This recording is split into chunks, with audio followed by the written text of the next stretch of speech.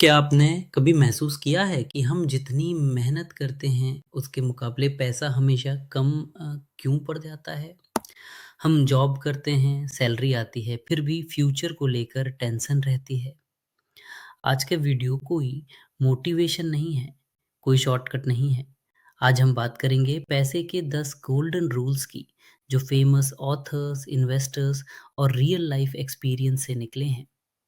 इससे पहले कि हम रूल से शुरू करें, एक छोटा-सा परिचय ज़रूरी है। मेरा नाम योगेश कुमार है। मैं पर्सनल फ़ाइनेंस को लगातार पढ़ता और समझता रहता हूँ और इस विषय पर मैंने काफ़ी रिसर्च भी की है। पैसे से जुड़े फैसले हमारी ज़िंदगी की दिशा तय करते हैं और इसी वजह से इस चैनल पर हम बात करते हैं प्रैक्टिकल रियल लाइफ फ़ाइनेंस की। यहाँ आपको कोई हाइप नहीं मिलेगा, कोई शॉर्टकट नहीं मिलेगा। ये चैनल उनके लिए है जो सच में समझना चाहते हैं कि पैसा कैसे काम करता है और उसे अपने पक्ष में कैसे लाया जाए। चलिए अब शुरू करते हैं। पैसे के वो 10 गोल्डन रूल्स जो सच में काम करते हैं। Rule 1, think different about money. हम में से ज़्यादातर लोग एक ही सोच के साथ बड़े होते हैं। अच्छी पढ़ाई, अच्छी नौकरी और सब सेट। लेकिन फिर भी 40 की उम्र में फाइनेंशियल स्ट्रेस क्यों रहता है? क्योंकि हमें कभी सिखाया ही नहीं गया कि पैसा काम कैसे करता है। पैसा प्रॉब्लम नहीं है, पैसे के बारे में हमारी सोच प्रॉब्लम है। गोल्डन रूल यही है, या तो आप पैसे को कंट्रोल करेंगे या पैसा आपको कंट्रोल करेगा। रूल 2, पे योरसेल्फ फर्स्ट। सैलरी आती है और सबसे पहले क्या जाता है? रेंट, ईएमआई, बिल्स, शॉपिंग और महीने के एंड में हम कहते हैं, इस महीने कुछ बचा ही नहीं। आपने भी नोटिस किया होगा, जब हमारी सैलरी 20,000 रुपए थी, तब भी हमारे खर्चे पूरे 20,000 रुपए के थे। और आज जब सैलरी 50,000 रुपए हो गई है, तो भी हाल वही है, कुछ बचता ही नहीं। ये मैजिक नहीं है, ये लाइफस्टाइल इन्फ्लेशन है। जैसे-जैसे इनकम बढ़ती है, वैसे-वैसे खर्च भी अपने आप बढ़ जाते हैं। इसीलिए स्मार्ट लोग एक सिंपल रूल फॉलो करते हैं। सैलरी आते ही पहले सेविंग या एसआईपी, फिर बाकी खर्च। 30,000 रुपए की सैलरी में 3,000 रुपए ऑटो डेबिट एसआईपी, और हैरानी की बात यह है, जिंदगी फिर भी चल जाती है। गोल्डन रूल याद रखिए, खर्च वो नहीं होता जो बच जाए, बचत वो है जो पहले निकाली जाए। Rule 3, saving versus investing. Saving बहुत ज़रूरी है। हम इसे ऑक्सीजन की तरह मानते हैं, लेकिन सिर्फ ऑक्सीजन से ज़िंदगी आगे नहीं बढ़ती। बैंक अकाउंट में पैसा सेफ लगता है, लेकिन असल में इन्फ्लेशन धीरे-धीरे उस वैल्यू को कम कर देता है। अब प्रैक्टिकल क्वेश्चन ये है, हम अपनी सैलरी का कितना हिस्सा निवेश करें? पर्सनल फाइनेंस में एक बहुत ही पॉपुलर गाइडलाइन है, जिसे कहते हैं 50-30-20 रूल। इसके हिसाब से लगभग 50% सैलरी ज़रूरी खर्चों में जाना चाहिए, जैसे rent, groceries, bills, EMI, utilities. अगले 30% को लाइफस्टाइल और डिस्क्रिशनरी खर्चों के लिए रखें, जैसे ईटिंग आउट, ट्रैवल, एंटरटेनमेंट। और कम से कम 20% सैलरी को सेविंग और इन्वेस्टिंग के लिए अलग कर देना चाहिए। यहाँ सेविंग और इन्वेस्टिंग दोनों आइटम आते हैं। मान लीजिए आपकी सैलरी 50,000 रुपए है, तो आइडियल रूप से आपको लगभग 10,000 रुपए हर महीने सेविंग प्लस 10,000 रुपए हर महीने इन्वेस्टिंग के लिए अलग कर देना चाहिए। इन्वेस्टिंग के लिए रखना चाहिए। रूल बहुत रिजिड नहीं है, लेकिन ये आपको एक स्ट्रक्चर्ड वे देता है अपने पैसे को मैनेज करने का। गोल्डन रूल वही है, पहले पैसा अलग करो, फिर खर्च करो। सेविंग आपको बचाती है, लेकिन इन्वेस्टिंग आपको आगे बनाती है। Rule 4, inflation silent enemy. हम पैसों की बात कर रहे हैं, लेकिन अगर हम इन्फ्लेशन को सही से नहीं समझेंगे, तो हमारी सारी प्लानिंग धुंध में हो सकती है। इन्फ्लेशन असल में क्या है?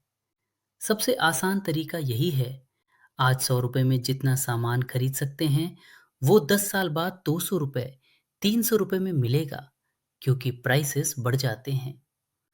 जब एक इकोनॉमी में चीज़ों की कीमतें लगातार ऊपर जाती हैं, तो उसी प्रक्रिया को हम इन्फ्लेशन कहते हैं। इन्फ्लेशन का सबसे बड़ा असर होता है हमारी परचेजिंग पावर पर। मतलब जितना आज आपका पैसा खरीद सकता है, वो 20 साल बाद उतना नहीं खरीद पाएगा। इसका मतलब ये नहीं है कि पैसा वैनिश हो गया, लेकिन उसकी वैल्यू धीरे-धीरे घटती जाती है। आपने खुद देखा होगा, 2 साल दूध 30 रुपए था, आज 60 रुपए से ऊपर है। ये महंगाई हमारे रोजमर्रा के खर्चे को प्रभावित करती है, और सबसे बड़ा झटका सेविंग्स को लगता है। अगर आपने 1 लाख रुपए बैंक में रखी है और इंटरेस्ट सिर्फ 5% है, लेकिन इन्फ्लेशन 6% है, तो असल में आपका पैसा हर साल पीछे जा रहा है, क्योंकि रियल रिटर्न नेगेटिव हो गया है। इतना ही नहीं, इन्फ्लेशन से कॉस्ट ऑफ लिविंग बढ़ता है और रोजमर्रा की चीजें महंगी होती जाती हैं। ये वो साइलेंट थीफ है जो चुपचाप आपके पैसे की खरीद क्षमता को खा जाता है और आपको पता भी नहीं चलता। इसलिए इन्फ्लेशन को हराने के लिए आपका पैसा सिर्फ सेफ बैंक अकाउंट में नहीं रह सकता। उसे यहाँ से वहाँ लेके चले जाना पड़ता है, जहाँ वो इन्फ्लेशन से तेज बढ़ सके, जैसे इक्विटीज, म्यूचुअल फंड्स या डाइवर्सिफाइड एसेट्स। यही वजह है कि इन्वेस्टिंग इतना ज़रूरी हो जाता है, ताकि आपका पैसा सिर्फ बचा रहे, बल्कि रियल ग्रोथ भी करे और इन्फ्लेशन को बीट करे। रूल 5, सभी कर्ज बुरा नहीं होता। डेब्ट शब्द सुनते ही ज़्यादातर लोगों के दिमाग में डर आ जाता है। लगता है जैसे हर कर्ज खराब है।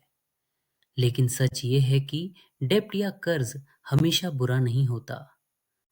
कुछ डेब्ट आपकी फाइनेंशियल जर्नी में मदद भी कर सकता है, और कुछ डेब्ट आपको पीछे खींच सकता है।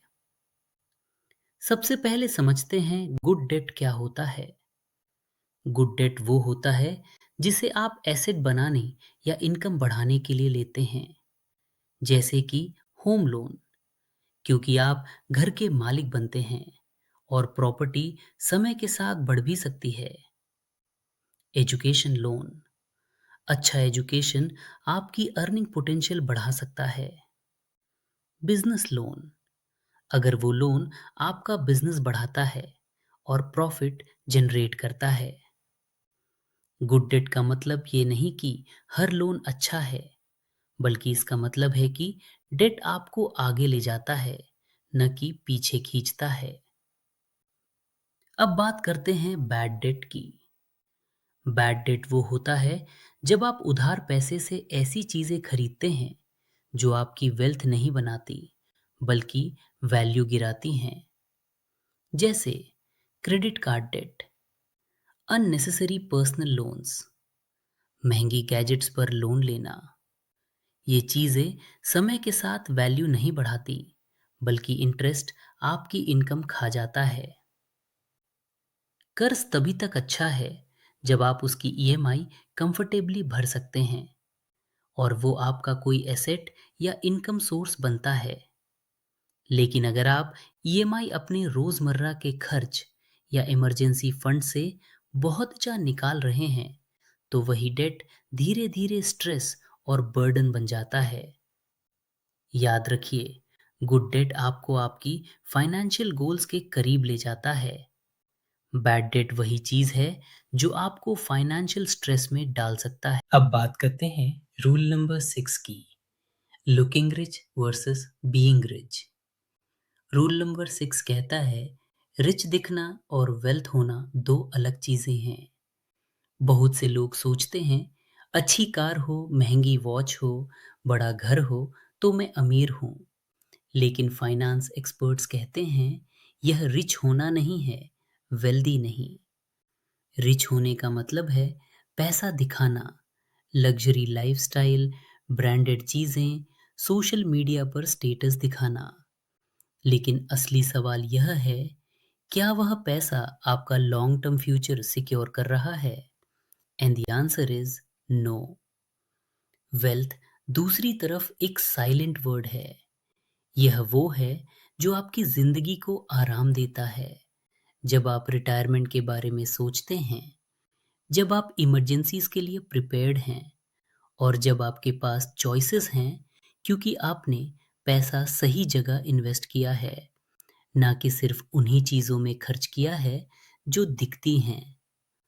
जैसा कि पर्सनल फाइनेंस एक्सपर्ट्स कहते हैं, रिच होने का मतलब सिर्फ ज्यादा इनकम नहीं है।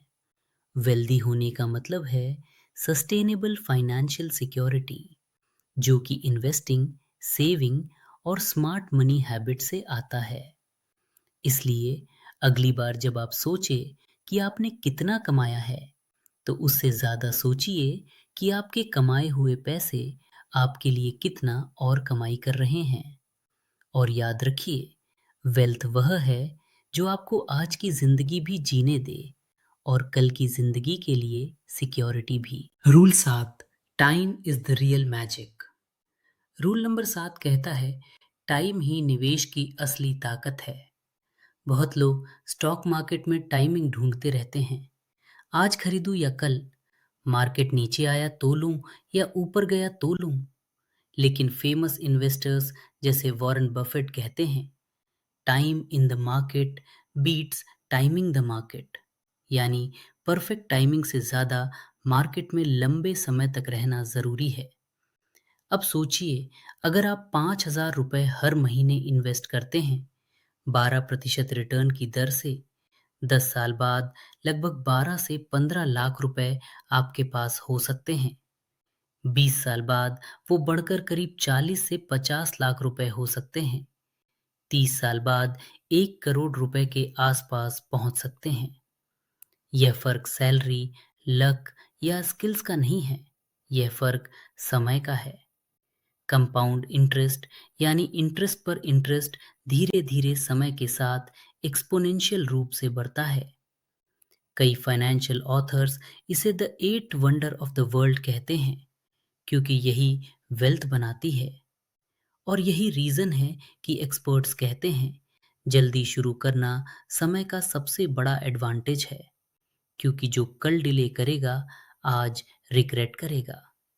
याद रखिए, समय आपका एसेट है, और जितना जल्दी आप उसे पैसे के लिए काम पर लगाएंगे, उतना बड़ा अमाउंट आपका फ्यूचर के लिए बनेगा। Rule 8, risk is lack of knowledge.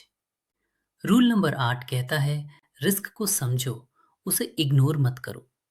बहुत लोग सोचते हैं रिस्क मतलब लॉस, लेकिन फेमस इन्वेस्टर होवर्ड मार्क्स कहते हैं, रिस्क वो नहीं जो आप जानते नहीं, रिस्क वो है जो आप गलत समझते हैं। मतलब, अगर आप बिना समझे इन्वेस्ट कर रहे हैं, तो रिस्क पहले से मौजूद है। सारा पैसा एक ही स्टॉक में लगाना, इमरजेंसी फंड ना होना, या सिर्फ दूसरों की बात सुनकर इन्वेस्ट करना, ये सब हिडन रिस्क्स हैं।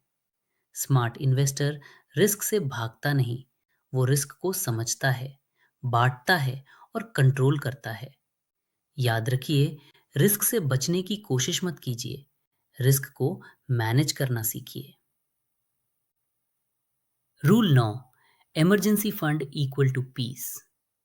रूल नंबर 9 बहुत सिंपल लेकिन पावरफुल है।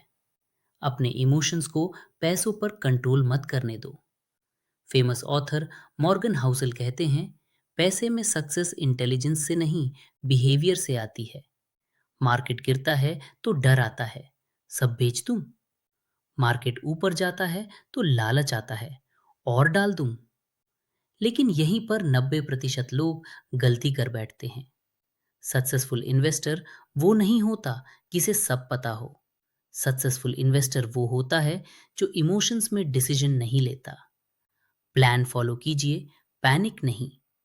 और हमेशा 4 मंथ्स का एक इमरजेंसी फंड्स रखिए, ज़रूरत पड़ने पर काम आएगा। और आखिरी rule number 10, consistency is everything. Warren Buffett कहते हैं, स्टॉक मार्केट इम्पेशेंट लोगों से पेशेंट लोगों की जेब में पैसा डालने का ज़रिया है। हर महीने थोड़ा-थोड़ा इन्वेस्ट करना, मार्केट अप्स और डाउन्स में भी इन्वेस्टेड रहना और बिना रुके कंटिन्यू करना, यही असली सीक्रेट है। मोटिवेशन आएगा जाएगा, लेकिन कंसिस्टेंसी रहेगी तो वेल्थ बनेगी। एक बड़ा डिसीजन ज़रूरी नहीं, हज़ार छोटे सही डिसीजन ज़रूरी हैं। अगर आप यहाँ तक वीडियो देख रहे हैं, तो इसका मतलब एक बात साफ है, आप अपने भविष्य को लेकर सीरियस हैं। ये 10 रूल्स कोई मैजिक नहीं है, ये वही हैबिट्स हैं जो आम लोगों को समय के साथ फाइनेंशियली स्ट्रांग बनाती हैं। अब सवाल ये नहीं है कि आप जानते हैं या नहीं, सवाल ये है, क्या आप आज से शुरू करेंगे? क्योंकि पैसा कल नहीं बदलता, पैसा बदलता है उन फैसलों से जो हम आज लेते हैं। तो आज तय कीजिए, छोटा सही लेकिन पहला कदम आज। और हाँ, 20 साल बाद जब आप पीछे मुड़कर देखेंगे, तो खुद से कहेंगे, अच्छा हुआ मैंने उस दिन शुरुआत की थी। अगर वीडियो अच्छी लगी हो, आपकी लाइफ में कुछ एडिशन की हो, तो लाइक एंड सब्सक्राइब जरूर करना। थैंक्स।